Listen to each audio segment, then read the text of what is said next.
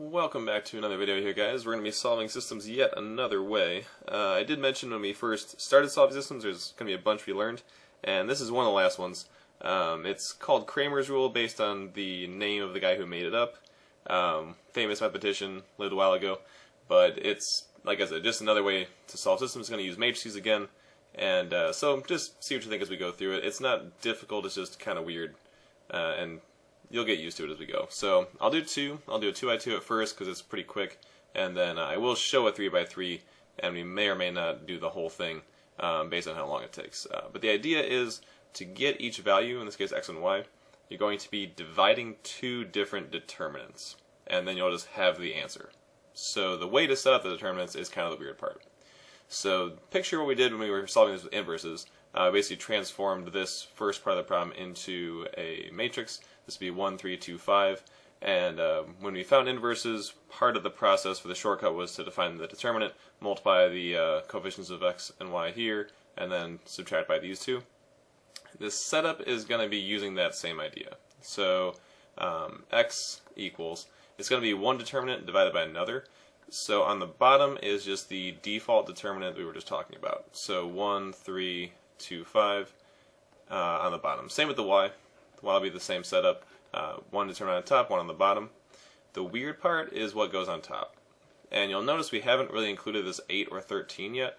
Those have to be in this. Otherwise, you could have unlimited solutions. So we do have to incorporate that somehow.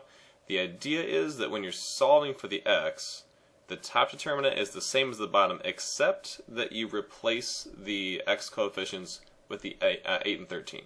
Okay, so on this one, the y coefficients aren't going to change. There's still going to be the 3 and the 5 that they were down here. But instead of the 1 and 2 for the x, we'll actually replace with 8 and 13 from our solutions. The exact same thing happens with this over here. In this case, we're solving for the y. So we will replace the y coefficients with the 8 and 13 and leave the 1 and the 2 from the x alone. Okay, so like I said, kind of weird. And there is, like everything else in math, there's a proof as to why this works. It's pretty complicated, even I don't fully understand all of it every time. But the idea is simple once you get the process down at least. So let's just set this up and solve it now. The determinant of this one would be 8 times 5 would be 40, minus 3 times 13, which is 39. On the bottom here we'll have 5 times 1, which is 5, minus 2 times 3, which is 6, which is 1 over negative 1. So that means our x value is negative 1, and that's all finished. On the right side, let's do the same thing. 1 times 13 would be the first diagonal there, then 2 times 8 would be the 16. The bottom's going to be the same as the last one, so we'll just put negative 1 down there. That'll be negative 3 over negative 1, so the y value will equal 3. Okay, and that's it. That's the answer. So it is kind of a weird process, but it does get you the answer pretty quick if you're good at finding determinants, especially for 2x2s, because 2x2s are pretty quick to find. Now, this next one's a 3x3, which, as with every method we've done, just takes longer no matter what you do. But let's at least get the setup down, and I've got the determinants figured out ahead of time, so we'll be able to do them a little bit faster here. So for the x, we'll do the same thing.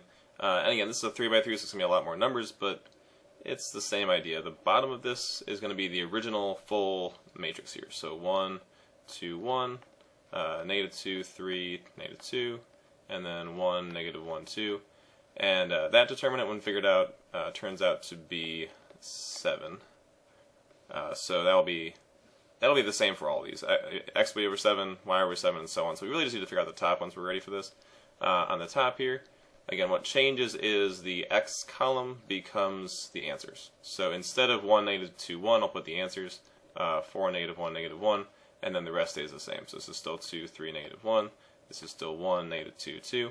When we find this determinant, it turns out to equal 28. And like we've seen, this does take longer. You have to do like 4 times the determinant of this 2x2, combine that with 2 times those.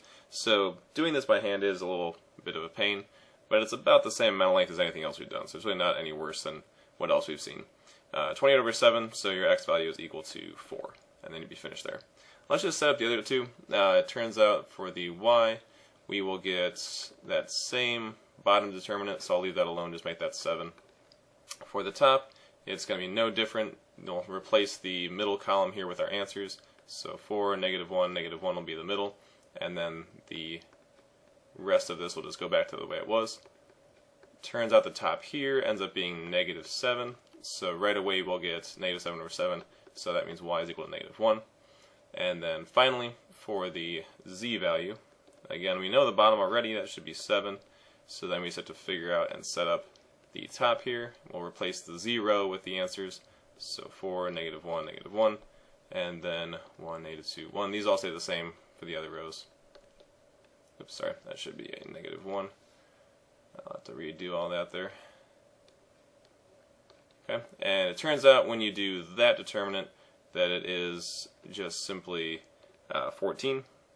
So 14 over 7, and z is equal to 2. So your final answer, when all is said and done, would be 4, -1, and 2. So this is yet another way to solve. We've done normal substitution, normal elimination. You can graph systems. You can use row reduction. You can use inverses. You can now use this Cramer's rule. So just kind of be familiar with all of these, as on the tests and quizzes I'll usually specify which one I want you to do. Just know the name of this one and then how to set it up and finish it.